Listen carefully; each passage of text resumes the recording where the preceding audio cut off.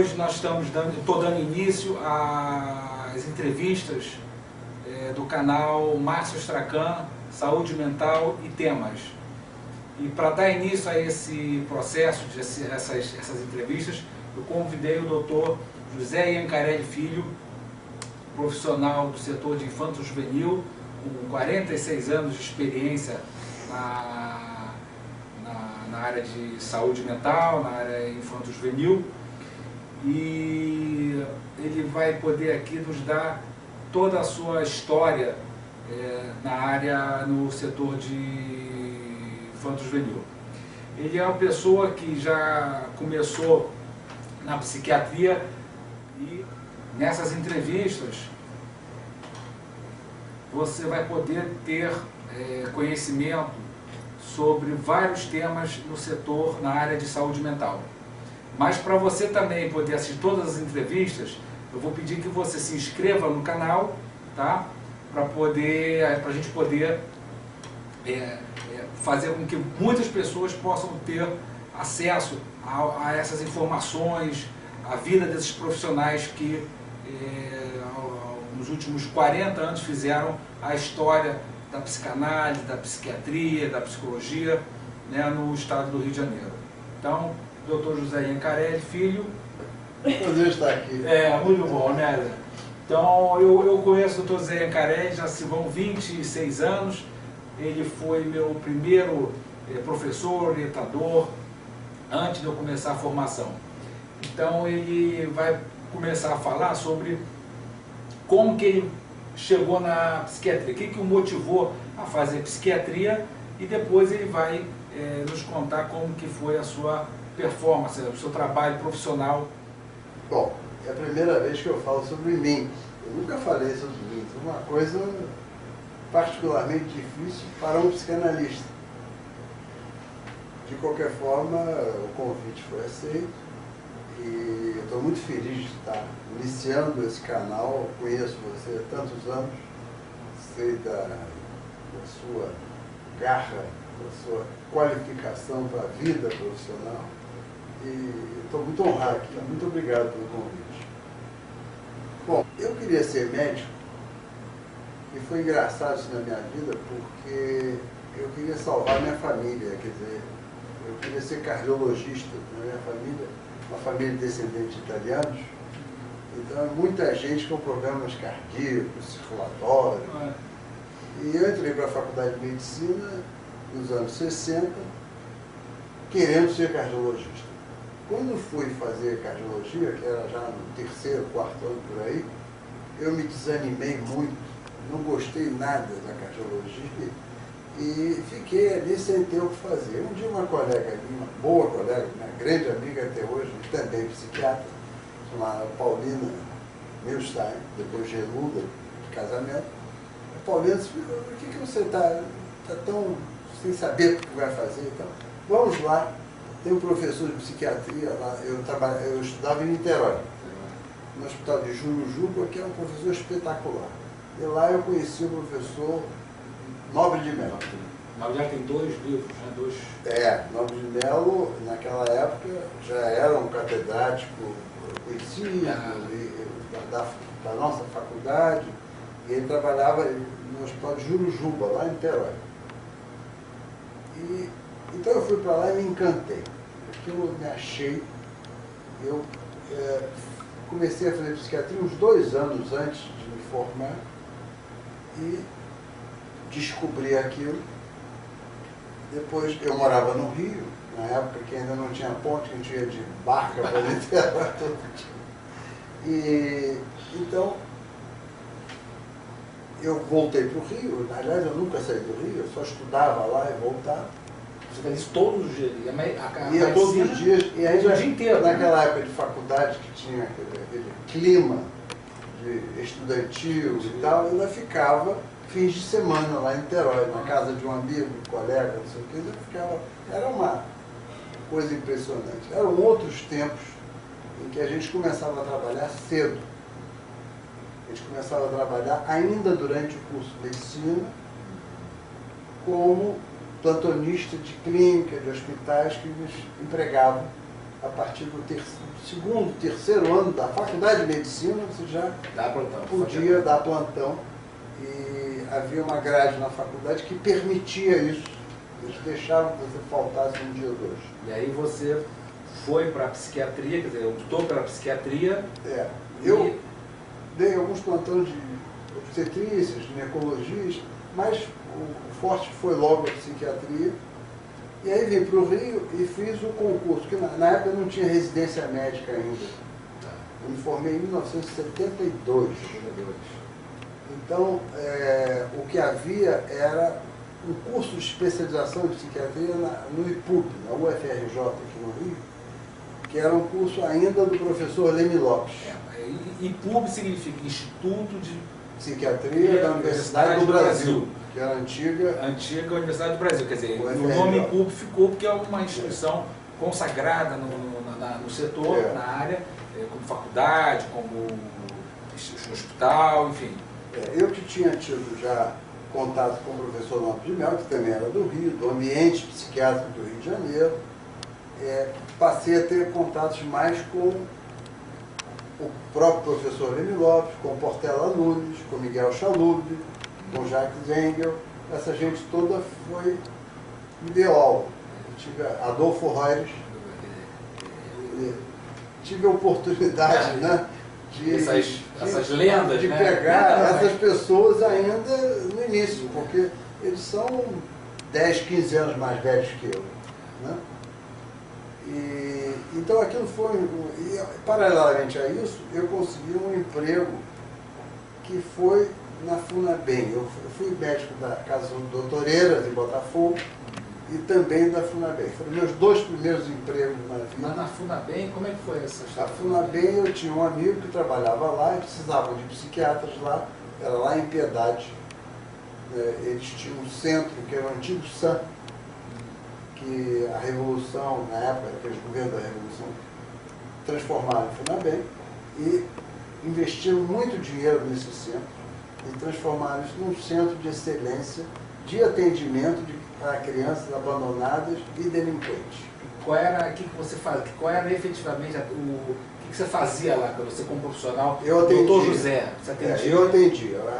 As escolas lá eram crianças, vamos dizer assim, internadas, ou que viviam na instituição, e as que tinham distúrbio psiquiátrico, tinham problemas de comportamento e tal, me levavam para consulta, eu tinha um lugar. Mas eles conviviam todos juntos ou todos juntos. Todos juntos. Todos os juntos. que tinham estudos, aquelas crianças que... Todos. Era como, aliás, é o que acontece com qualquer pessoa que tem problema e que vive em família. Mas ele estava me falando antes aqui da entrevista que ele teve um motivo um pouco pessoal e ele vai ficar à vontade para falar. Por que ele chegou na FUNABEM, o que o motivou também, você fica à vontade. O problema naquela época, não havia muita formação para psiquiatria infantil no Brasil.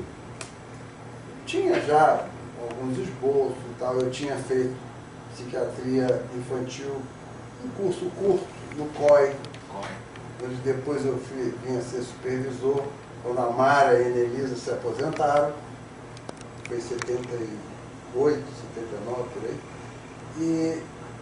Mas não havia uma coisa muito estruturada. E quando me fizeram a proposta para trabalhar com criança, aquilo foi um desafio, mas não tão grande, porque, na verdade, eu tinha sido escoteiro do Fluminense Futebol Clube. Tinha grande experiência, fui chefe escoteiro, chefe lobinho, tinha grande experiência de crianças em grupos, lidar com crianças em grupo. Isso me facilitou a vida muito. Não tinha esse choque, esse medo que normalmente os médicos de adulto têm com crianças. Isso me ajudou muito. E na época, então, eu fiz um curso com o professor Olavo Neri, que tinha um curso da PUC, um desses cursos livres da PUC, não tinha residência médica. Então, eu fiz curso de neurologia infantil. Foi o primeiro curso que eu fiz voltado para a infância. Além dos cursos da faculdade, pediatria, naturais, né? E com esse curso eu já me sentia mais qualificado para atender na FUNABEM, mas na FUNABEM eu comecei a trabalhar jogado, né, no ambiente profissional. Eu vou interromper, porque ele pulou e falou rapidamente dessa coisa do escoteiro, mas antes aqui ele estava dando um peso muito grande à coisa do escoteiro, ao processo que ele passou pelo escoteiro até chegar aos executivos, quer dizer, que é um pouco, que tem a ver com um pouco de liderança, a capacidade de lidar em um grande escoteiro. Foi onde eu aprendi, basicamente, a me virar, a liderar grupos. O escotismo era uma escola de civismo, de vida. Vocês sabem que Baden-Powell era um oficial inglês que tinha lutado na Guerra dos Boeres na África do Sul. E lá, depois disso, ele teve uma experiência que foi o seguinte: ele estava numa cidade sitiada, esperando reforços contra os holandeses, aquela coisa toda, e ele teve que usar adolescentes, crianças, para fazer a comunicação do exército, da resistência nessa cidade. Então ele empregou os adolescentes funcionaram bem, e ele começou a perceber que as crianças, aliás, as crianças sempre conseguiram trabalhar e produzir na vida industrial, na vida da lavoura, na história da humanidade. As crianças sempre foram parte importante da produção e da confiança que os pais, os adultos podem ter nelas, né? Então ele criou o escotismo, que era uma coisa basicamente voltada. Baden-Powell era maçom, fazia parte da maçonaria. Baden-Powell era maçom, na Inglaterra. A Inglaterra era um país onde nasceu a maçonaria. Então, a maçonaria, você sabe que eles valorizam, eu não sou maçom, nunca fui, não conheço bem, mas eles valorizam muito essa coisa da civilidade, do civismo. Então, ele criou um movimento, e isso me ajudou muito na vida a lidar com situações de desafio social, na medicina. Entendeu? E, bom, aí você estava na FUNABEM e em determinado momento, qual foi o momento, né, em que você... aquela tensão de não saber, isso. Eu acho que isso é muito importante na vida, a gente lidar com o não saber, mas ao mesmo tempo não saber era um desafio, era uma coisa que eu queria fazer, eu queria participar, queria ser médico de criança e adolescente. Então aquela tensão de não saber, eu já tinha passado pelo Instituto de Psiquiatria, que era o melhor centro do Rio na época, né? E o curso era ainda muito incipiente. Aí eu resolvi ir para a França, porque eu tinha me casado e minha mulher conhecia, tinha feito essas viagens de recreação de 15 anos, né, pela Europa, e um dos países que ela mais gostou foi a França, e eu tinha, através desse meu professor Nobre de Melo, tinha um amigo que tinha sido exilado político, que tinha ido para a França, que é o Sérgio Seibel, que é um psiquiatra lá de São Paulo. Então, você foi, a ida para a França foi num momento, foi uma opção em conjunto com a sua esposa, na época. Mas era uma opção profissional. Profissional, era a ideia de aprimoramento da sua prática, do seu conceito. Eu consegui na FUNABEM, através da FUNABEM, eu consegui uma bolsa de estudos da CAPES, que eu era funcionário público, e consegui, através desse amigo, Sérgio Seibel, que estava em Paris, consegui uma vaga, ser aceito no Hospital da Salpêtrière, que tinha um dos serviços mais antigos do mundo em psiquiatria infantil. Foi lá, aliás, que Freud foi estudar. Eu tive a honra de ir para o mesmo hospital que ele. E lá, chegando, foi engraçado, porque me colocaram logo numa enfermaria de meninas anoréxicas. Isso não existe mais. Peraí, chegando lá, ele está por lá. Como é que foi? Chegou na França, como é que foi a sua chegada, você procurar um local, se estabelecer? Eu vi as coisas de todo estrangeiro, né? Estudei francês muito aqui para poder. Cheguei lá e constatei que não falava o suficiente, né? Era meio abobalhado, no lugar novo, mas fui me virando, né? Além disso, a minha primeira filha nasceu 3 meses depois que a gente tinha chegado, né?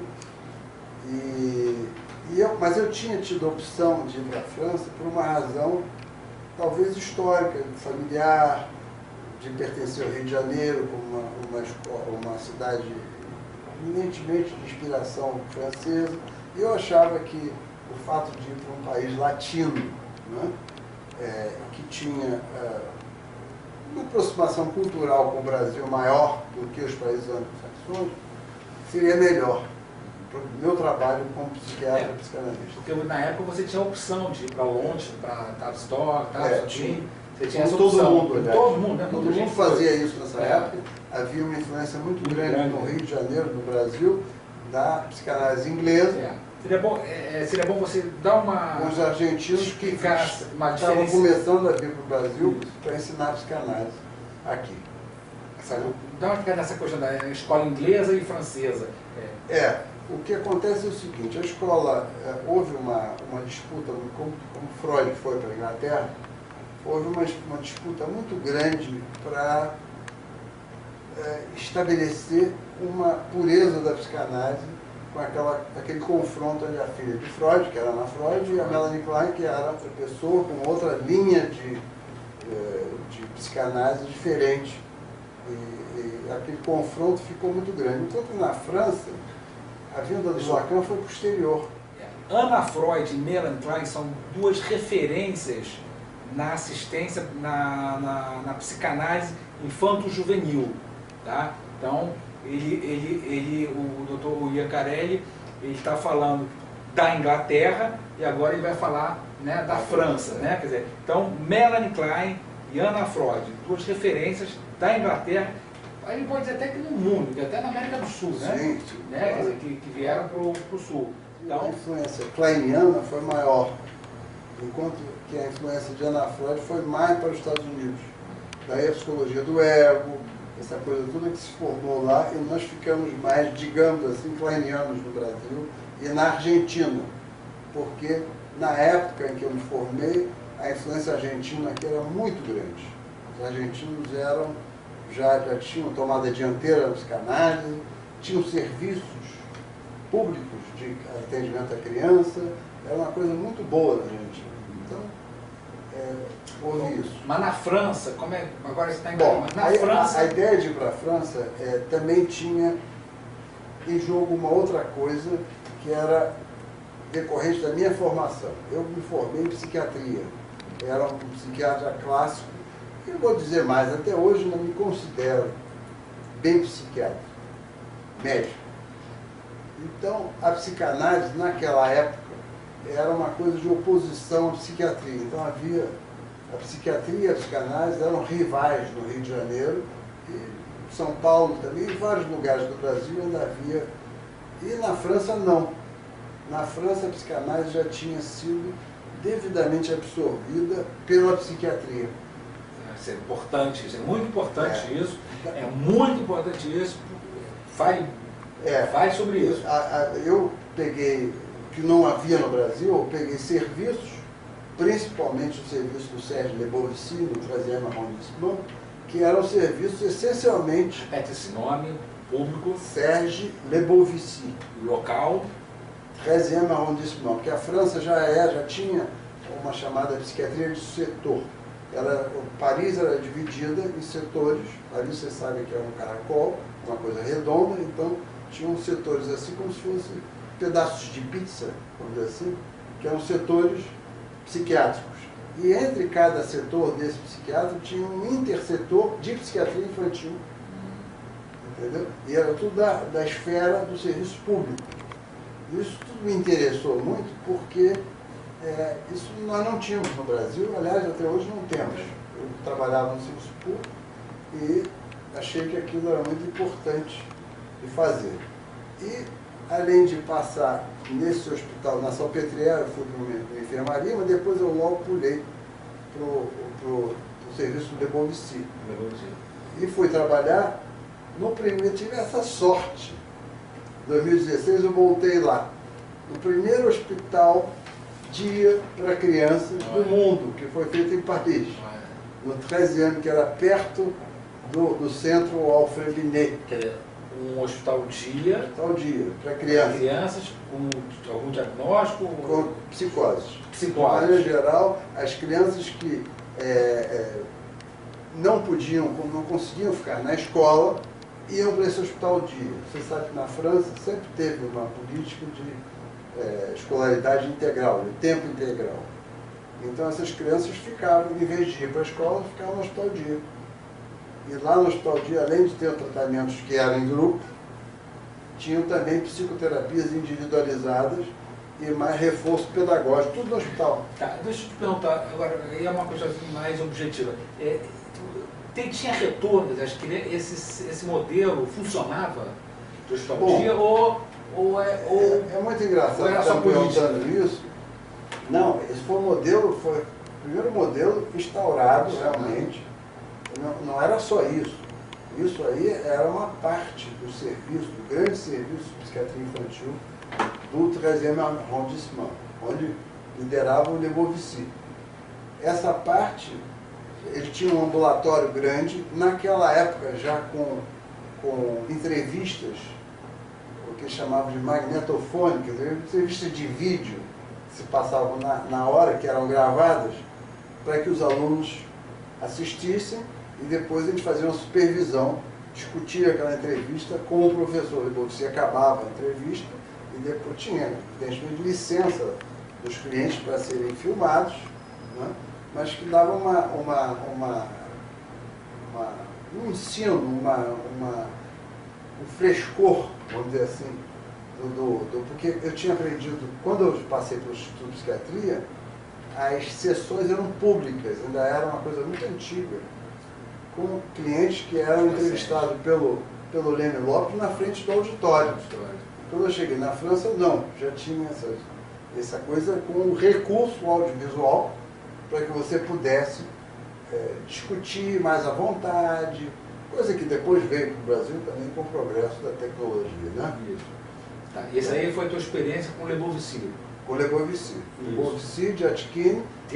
Quem fala Deatchine? O René Deatchine. Ele fundou um negócio lá chamado Hospital da Noite, ou do entardecer, enfim, do soir. Quem foi? René Deatchine era um psiquiatra que também migrou, foi para a França, e era psicanalista também, que trabalhou muito com o Lebovici, e eles fizeram uma dobradinha, tem vários livros, vários artigos dele. O filho dele veio ao Brasil para fazer palestras, conferências, congressos de psicanálise, e ele é uma pessoa importante, porque além de toda a reflexão que ele fez sobre a psicose infantil, que a psicose infantil tem um conceito diferente de outros lugares na França. Isso que, por exemplo, a gente chama muito hoje em dia de hiperatividade, TDAH, não sei o quê, na França não é bem, eles chamam de pré-psicose. Essa hiperatividade de criança, essa incapacidade de concentração, eles acham que isso é um estado de fundo afetivo.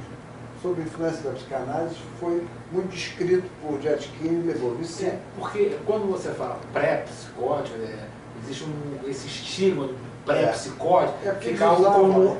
eles usavam ainda essa tecnologia. Mas eles usam sem o menor problema de usar a expressão psicótica, né? Mas Lacan também usava. Pois exatamente. Né? Então, com esse mito de... Né? É interessante isso. A maior virtude da psiquiatria francesa foi exatamente integrar os conceitos, que a psiquiatria francesa era forte, com o Rieu, com o Deatchine, aquele Deniquet, Deleuze, que descobriram remédios, a clorpromazina, enfim.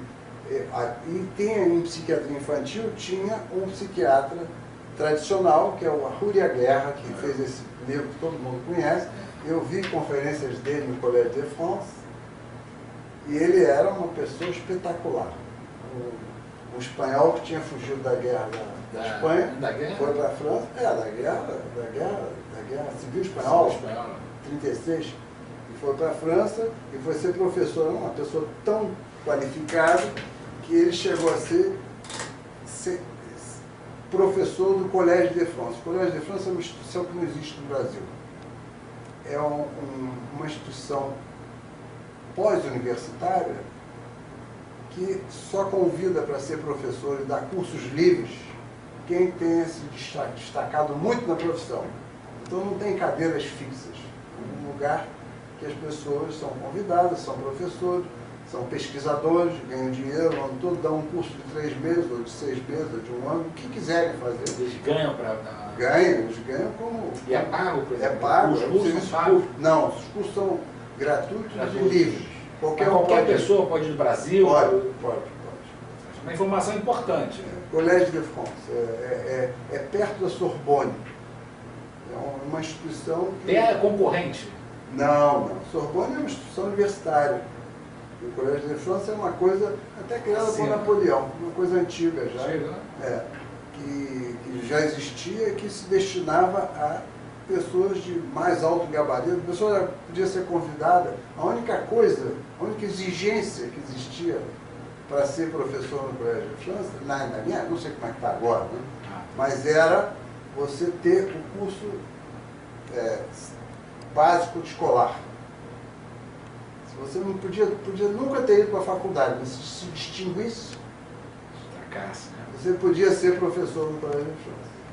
Mas não era o caso do Raoul Daguerre. O Raoul Daguerre ele trabalhava com Piaget em Genebra. Piaget. Entendeu? Aliás, eu vi Piaget, conheci o Piaget, fui a um congresso de Piaget na época, ele tinha ido a Paris e eu assisti uma conferência dele. E era uma pessoa também excepcional, não me lembro exatamente qual era o tema, porque era um congresso enorme, mas eu vi o Piaget. Sim, mas nesse período na França, você está falando de mais ou menos... 70, os anos 70. Anos 70. Eu cheguei lá em 75. E fiquei até 78, um pouco antes dos 80. 3 anos. 3 anos. Então, nesses 3 anos você fez... Eu fiz psiquiatria de adulto. Fiz psiquiatria infantil. Paris 6, né, que eu estou vendo. E trabalhei e voltei para o Brasil. Mas nesse período na França você chegou a ter, participar de grupos de debate com profissionais, com Le Boursier, com... Eu tinha um supervisor que era o Pierre Fedidat. Fedidat era uma pessoa... Era interessante, porque nós íamos para o consultório dele no final do dia, ele fazia uma supervisão que era de casos de psiquiatria da faculdade. Ele era um supervisor livre. Coisa que depois eu fui também no IPUB, quando eu voltei. Você voltou? E serviu uísque para todo mundo, conversava com uísque. Coisa bem de francês, uma bebidinha. Mas era engraçado, porque era um ambiente completamente diferente do que eu estava acostumado no Brasil. No Brasil as coisas eram pseudo-formais, né? Pessoas muito divididas, quem é psicanalista, não sei o quê, o outro é psiquiatra, organicista, as coisas que me parecem hoje em dia vetustas, muito antigas, sem sentido. Né? O que é para ser complementar acaba virando uma disputa. Bom, e eu conheci também lá um cara que era o sucessor do Raoul Daguerre no Hospital de Santana, que era um outro hospital que eu frequentei pouco, mas eu fui lá. Era o Jean Vergès. Esse cara fez uma coisa importantíssima, que agora no ano passado eu fiz uma pesquisa com isso, que é um teste de neuropsicologia, que é uma coisa que anda muito na moda hoje em dia, né? É um teste de imitação de gestos.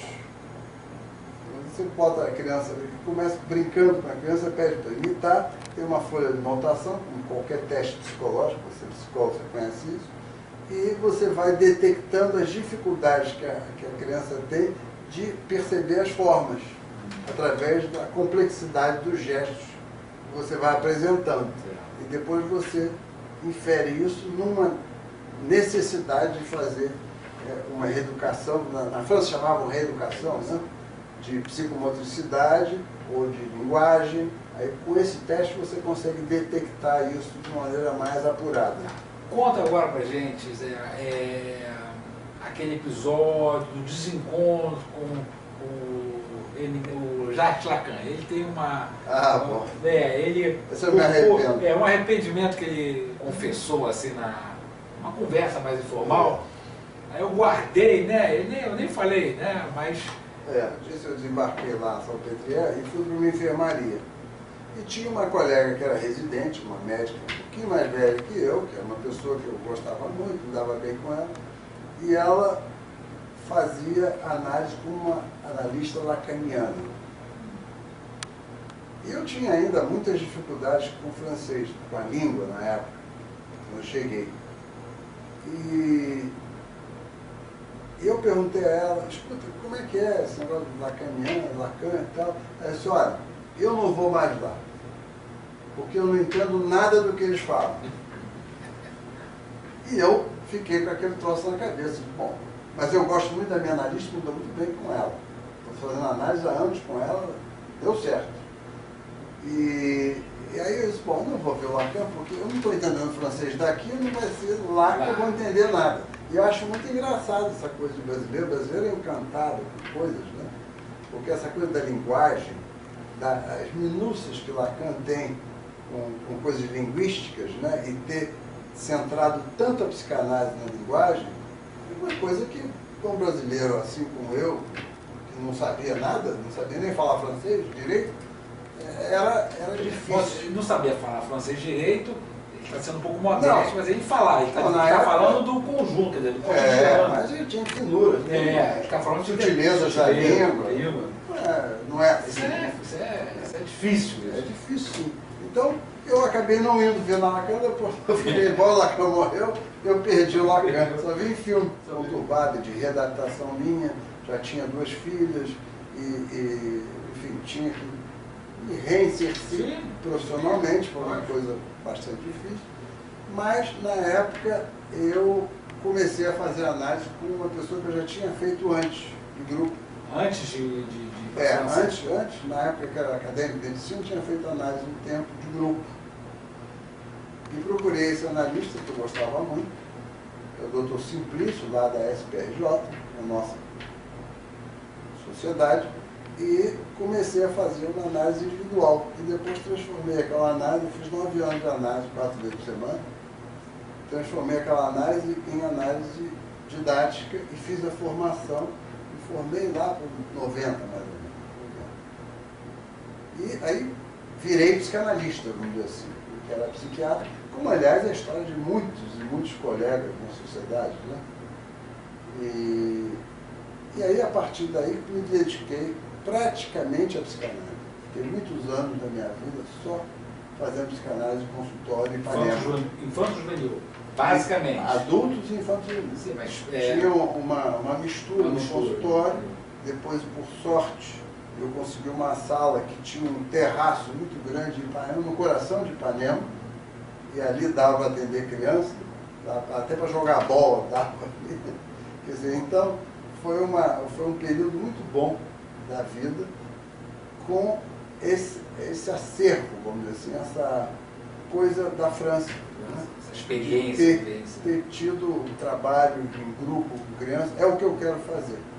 Agora, em 2018, eu me mudei para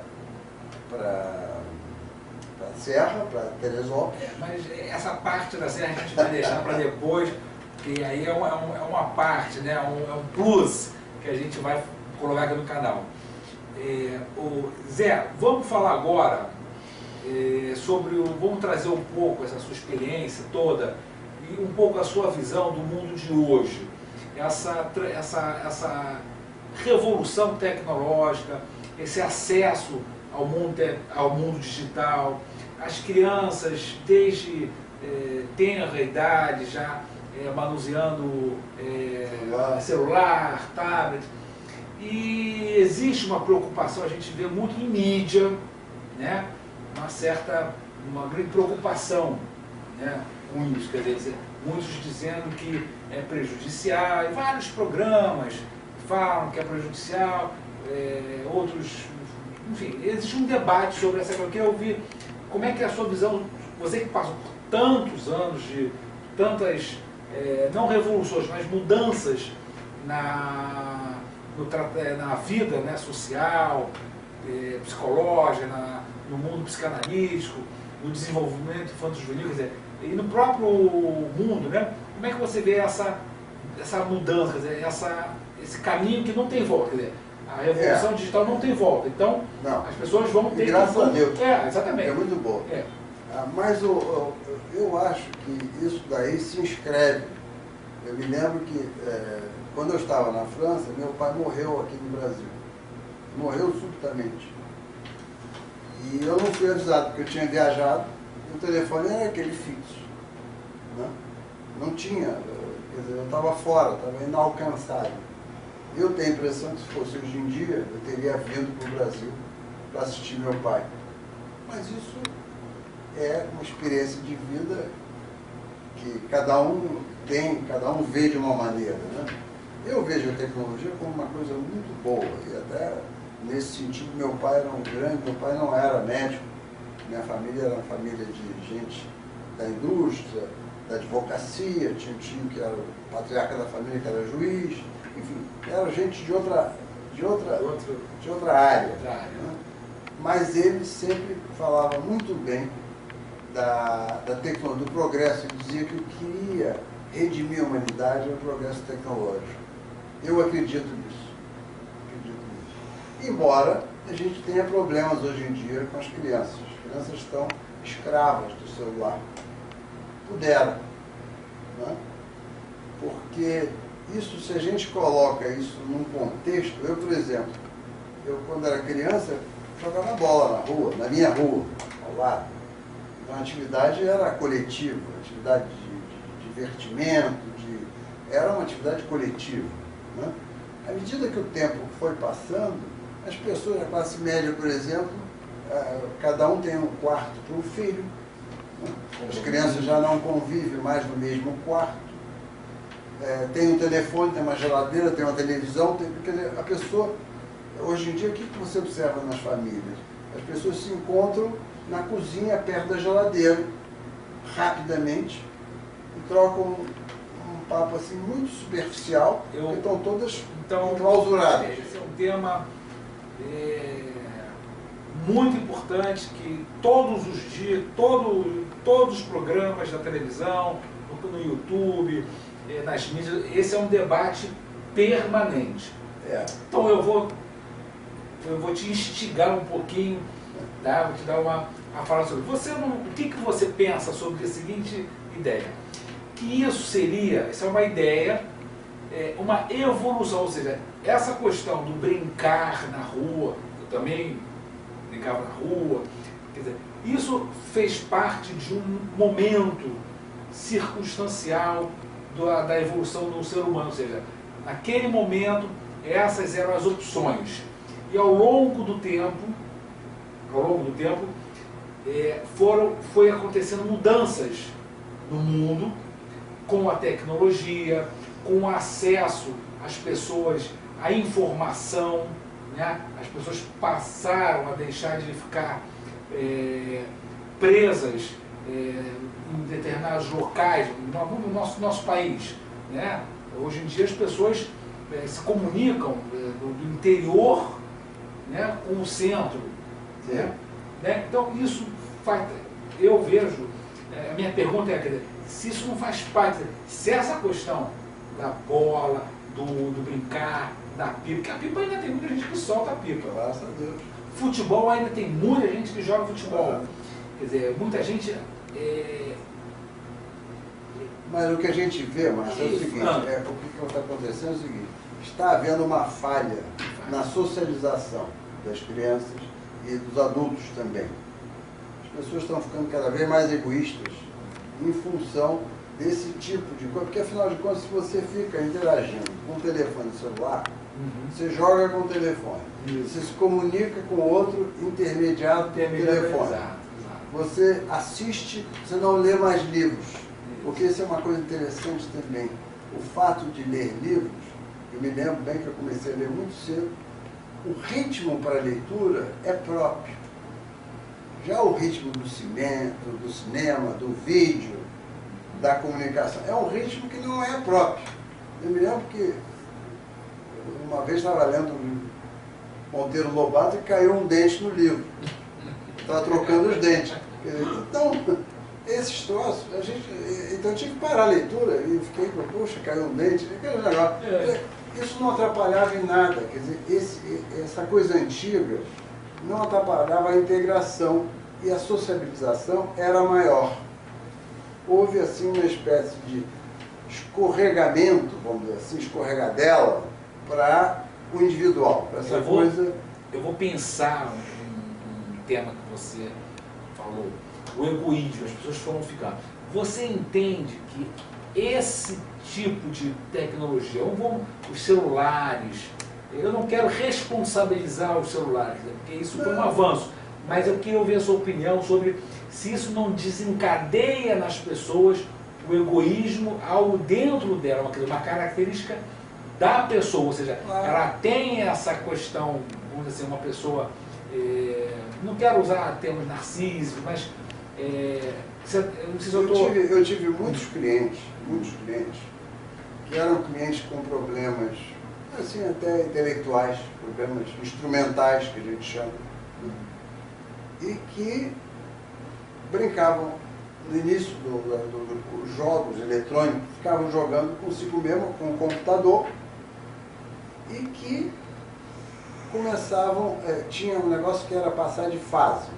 Você tinha que evoluir para conseguir passar de fase.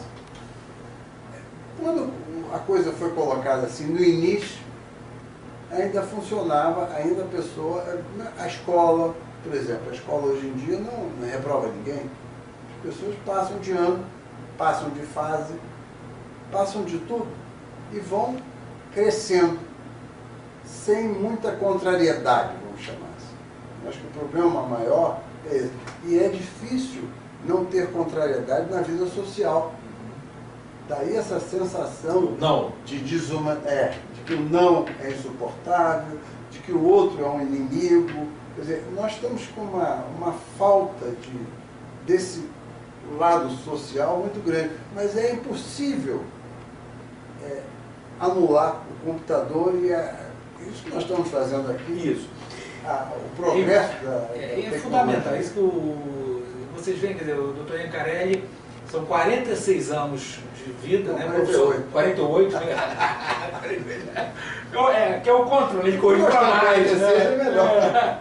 48, quer dizer, e ele está falando, vocês veem como é que o profissional que está sempre atualizado, preocupado com o seu paciente, quer dizer, preocupado com o paciente, ele não está preocupado, se eu estiver errado, ele não tem preocupação com conceitos, com ideologia, a preocupação dele é com o paciente, com a pessoa, né? O que é melhor para a pessoa, até onde esses aplicativos, eles podem ser úteis ou eles prejudicam, seria por aí? Tem muita coisa, tem muita gente falando muita coisa, né? E a gente precisa simplificar.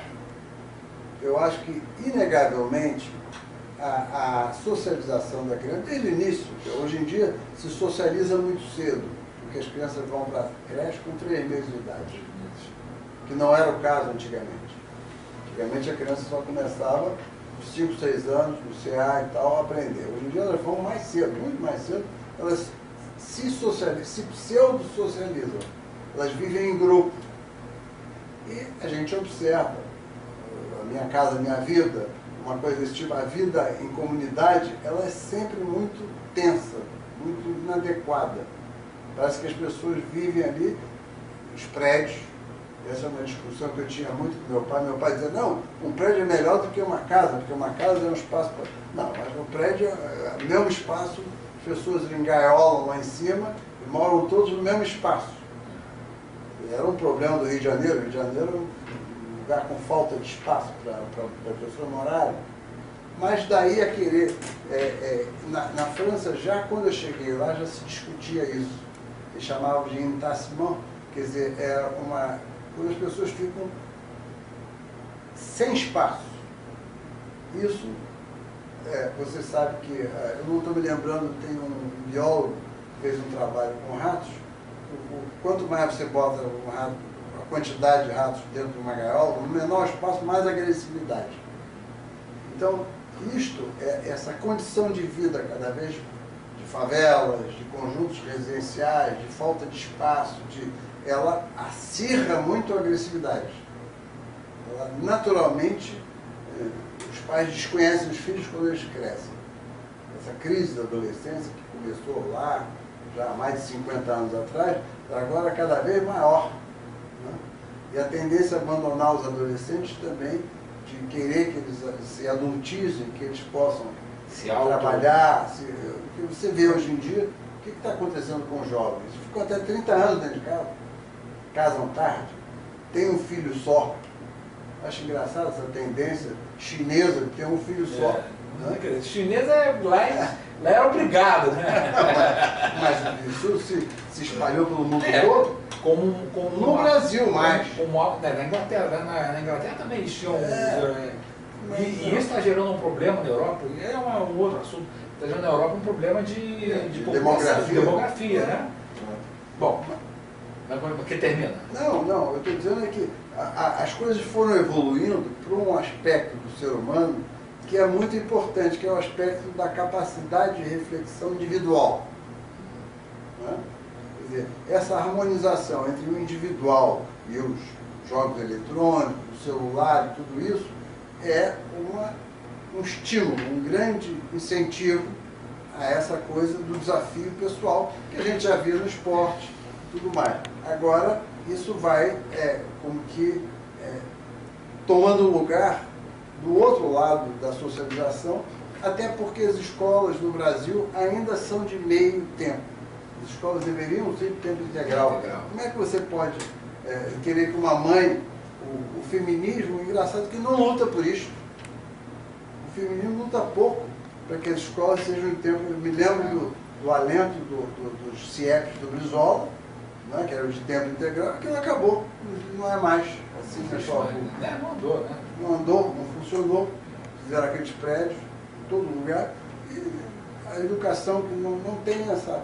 Quer dizer, então esse lado da socialização, ele está muito pendente ainda na nossa cultura. Então nós poderíamos pensar que existe um lado muito positivo na questão dos celulares, da tecnologia, do digital, né? Mas que isso ainda estaria em processo até que a gente possa ter uma estabilidade, uma relação, as pessoas possam ter uma relação, não seria normativa, mas equilibrada, né? Porque outro dia eu estava falando com uma pessoa na rua, assim, né? Aí eu perguntei, né, sobre uma conversa, aí ela perguntou, mas tem negócio de celular? Não, agora é bom o celular, porque antigamente a gente ficava num ponto de ônibus, parado, esperando. Agora a gente fica ali, ó, no celular e distraindo.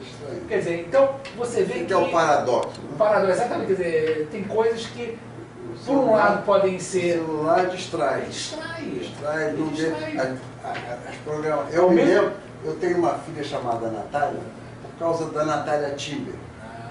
Porque a Natália Timber acabava, você conhece isso? A Natália Timber acabava a televisão, a programação de televisão. Você que está falando é o Daniel, já envolvido o Daniel que está ali. Está filmando. Está filmando, né? Então, a Natália Timber encerrava o programa de televisão por volta de 11 e meia-noite. Na época a televisão era preto e branco. Né? Então ela declamava. Eu achava aquilo tão bonito, um dia que tiver uma filha, vai se chamar Natália. Do momento de hoje, né? Da atualidade, o que está acontecendo no mundo, a gente deu um apanhado grande. E o mais interessante, aí é uma observação minha, né? Que o Dr. Iacarelli, vejam só, ele agora, ele oferece uma assistência num local, eu não sei se eu nunca estive na França, né? Não. Mas é um local assim bonito, diferente. Por quê? Fica em Teresópolis e é uma esquina, não é quebra-frasco. Quebra-frasco que é o bairro. É um bairro, mas é uma esquina e você entra na casa toda arborizada e ele tem um consultório, né, onde ele atende, assim, quase que no centro da casa. Então, a pessoa, eu tive lá, fui conhecer o local, a gente foi, na época, fui conversar sobre a possibilidade da entrevista, enfim, a gente foi conversar. E isso me chamou muita atenção, porque é muito próximo dessa vida... Eu queria dizer isso, talvez para acabar, né? Estamos no tempo. Isso aqui... Mas a minha tentativa é de fazer psicanálise em grupo. A psicanálise há muito tempo em grupo, você vê como é que é essas coisas. Quando eu fiz psicanálise pela primeira vez, nos anos 60 ainda, era grupo, porque os psicanalistas do Rio de Janeiro não tinham mais horário, então faziam grupo. E era muito bom a psicanálise em grupo. Os resultados eu não sei. O fato é que na psicanálise em grupo, existiam 2 sociedades de psicanálise em grupo no Rio de Janeiro, que acabaram. Porque não tem mais cliente para grupo. Nenhum cliente hoje em dia quer falar dos seus problemas, da sua intimidade, na frente de outras pessoas. Faz um parênteses, fala para o nosso público o que era a análise em grupo, mas assim, sintético. A análise em grupo era a substituição da figura do analista, o analista só ajudava ao grupo, por um analista que era sociável, daquele pequeno grupo social, de pessoas mais ou menos da mesma idade, de ambos os sexos, com experiências de vida diferentes. E cada um falava da sua experiência, dos problemas, das dificuldades que estava passando, e os outros davam opinião sobre aquilo que a pessoa estava trazendo. Então a análise se passava em grupo, quer dizer, a análise se passava com uma ajuda microsocial, como se fosse em família, mas uma coisa muito interessante. Aí a técnica que eu aprendi lá na França, são 3 técnicas. A técnica de, e é isso que eu estou querendo fazer lá em Teresópolis agora, é a técnica de psicanálise em grupo de crianças, isso eu já tinha experimentado em 1978, 79, no Instituto de Psiquiatria, que era fazer um atendimento em grupo com crianças, com brincadeira livre, ao mesmo tempo. E essas técnicas, elas implicam em você reunir um grupo de crianças e reunir numa sala contígua, num ambiente contíguo, um grupo de mães daquelas crianças. Então, quando você dá assistência, você precisa ter 2 equipes, uma que atende as crianças e outra que atende simultaneamente as mães. Uma estrutura... Uma superestrutura. Né? Isso era o que tinha lá no Hospital Dias, as coisas que acabou. Aliás, na França acabou. E a segunda coisa, a segunda técnica é você fazer relaxamento. O relaxamento de Schultz, que era uma pessoa que fez uma técnica, depois foi desdobrada em várias o relaxamento, hoje em dia tem várias técnicas corporais, né, de relaxamento que ajudam muito as crianças no autocontrole, na escolaridade, e o relaxamento é feito em grupo também, crianças com tapetes no chão, que deitam e vão fazendo os movimentos, gestos, respiração. Você tem um profissional que faz isso? Tem. E que é eu mesmo faço, eu já fiz isso muito bem. Tá. você mesmo aplica essa técnica? Tá bom. E mais, a terceira técnica é de psicodrama. Psicodrama com fantoche. Você faz e as crianças, você troca informações e troca... O brilho no olho, se você vê o brilho, nós vamos falando de criança, adolescente, né? É muito bom isso. Parece que porque a oportunidade, né? E mais incrível desse negócio é você fazer uma reunião de mães. Você vê, eu fiz muitas vezes no consultório Ipanema, eu tinha clientes, eu atendi individualmente, eu atendi os pais desse cliente em grupo no consultório. Entendeu? Na época eu não tinha espaço no consultório para atender em grupo, embora eu tenha feito grupos de adolescentes também. Mas ainda era mais difícil, não tinha espaço numa sala em Ipanema, a gente tem que ter condições para fazer esse tipo de trabalho. Existem hoje em dia os CAPs do governo, né? Para atendimento de criança, adolescência, mas o pessoal não é qualificado e a técnica não tem inspiração psicanalítica. Então, deixa a desejar. Então, o que o Carey está falando, o que eu entendo, é que deixaram, né, a psicanálise de lado para muita situação, para muitos aspectos da vida no setor de saúde, e que poderia estar sendo utilizada muito. Você sabe que um colega, o Zé Oswaldo, um colega, grande amigo dele, me contou que na década de 70 ele montou um serviço na... Onde é que ele trabalhava? Ele trabalhava na Venezuela. Quando da Venezuela. Aí ele montou com um grupo de analistas daquele setor um sistema de atendimento psicanalítico, com hora marcada, com agenda. Você deve se lembrar disso. Eu fiz isso. Mas o que aconteceu? Estava dando certo, mudou o governo. Eu não vou entrar em questões políticas, mas para vocês verem como que algo que poderia estar sendo utilizado até hoje foi simplesmente cortado por uma questão... A psicanálise americana... Não é a psicanálise, a psicanálise americana, ela resolveu mais isso por uma reflexão teórica que levava em conta o que a gente chama de narcisismo. Essa abordagem do narcisismo, que significa, no fundo, a realização pessoal, os projetos pessoais na vida, no fundo, o narcisismo, ele aponta para isso, né? Quem a gente é, para o que a gente vai fazer na vida. Então, por exemplo, esse meu negócio, eu estou mais de 50 anos trabalhando nisso e acho que está bom. Para mim está bom. Passar na vida fazendo isso está ótimo. Tá bom. Não precisa fazer mais nada. Né?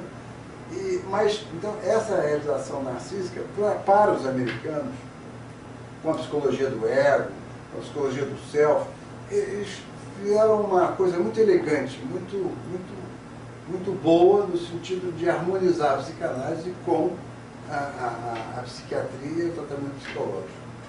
Tanto é que nos Estados Unidos as psicoterapias são reembolsadas, são aplicadas. Aqui também entre nós já está começando, já tem. Né? Primeiro eu quero agradecer ao Dr. José Iancarelli por esse tempo precioso que ele nos concedeu já. Tem um mês, 45 dias atrás, eu tive que combinar um horário com ele, porque ele tem lá em Teresópolis e ele atende aqui no Rio de Janeiro às segunda, quarta e quinta. Segunda, quarta e quinta, que ele está no Rio de Janeiro. Terça e sexta em Teresópolis. Você também está trabalhando num local.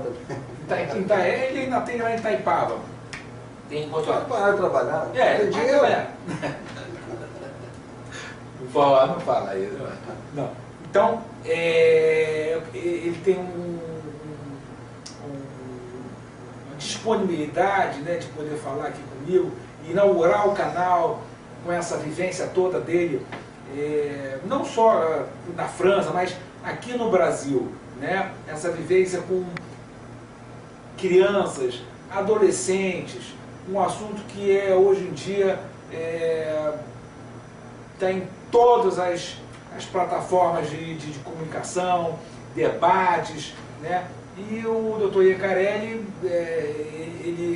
como ele sempre trabalhou muito, né, em particular, em consultório, ele nunca teve pouco, né, muitas vezes mais na sociedade, né?